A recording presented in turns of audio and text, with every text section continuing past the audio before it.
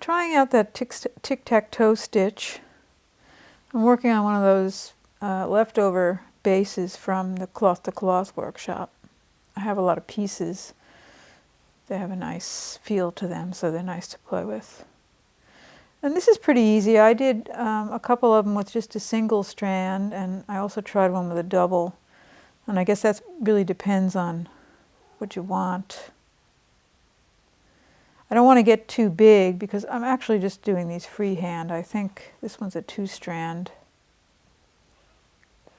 I mean, you can certainly draw them first, I guess. I'm not sure what to do with them yet.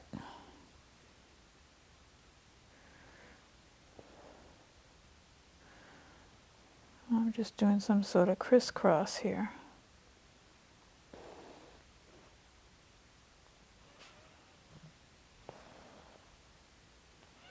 But what I'm finding, though, is even if you make them really small, you need to go back in and tie down the corners. I'm just taking a little, just a tiny little stitch that crosses over the X in each cross. Notice I'm not using a hoop. If you hold your cloth between your fingers, you know, you can squeeze it between these two, and you can kind of get enough tension there. And if your cloth is basted to a backing, you really don't have too much problem with it shifting. It's easy to use the stab method to do this, to get right into the corner there, and you can actually push this in place.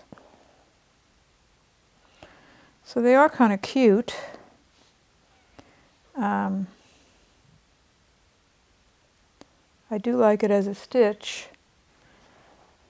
I suppose you can put something in the center too, like maybe if they were big enough, you could maybe put an X and some dots, or maybe you can make the tie downs another color. I'm also thinking I have some white here. It might be a nice texture if it was just, you know, maybe just small and not too contrasted. I mean, it could be a textured stitch too. I'm just thinking about that now, and I made those too short, so that's not going to work. But that's an idea.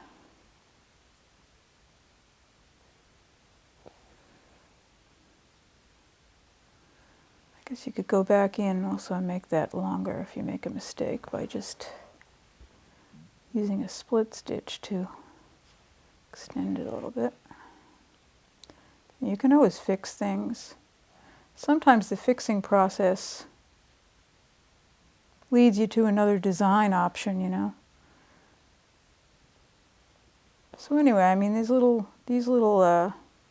crisscrosses could make a nice overall pattern, maybe. I still have to tie those down.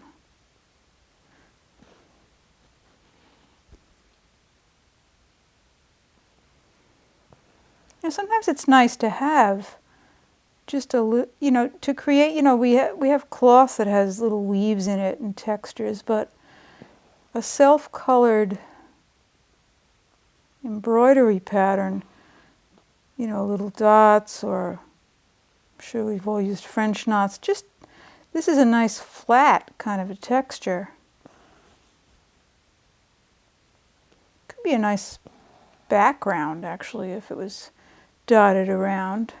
And I was also thinking it might be a nice treatment to tie down a corner. I did a whole bunch here and filled in a shape. That's kind of nice too. I mixed in some thread beads there. And I was thinking of kind of filling in the background, but I added this little triangle, and it's kind of curious that, you know, it was a heart, and then I added this little shape, and it's still a heart. And I'm thinking now that what if I keep doing that and kind of adding triangles. It could be an interesting design option. Anyway, this is as far as I've gotten with this.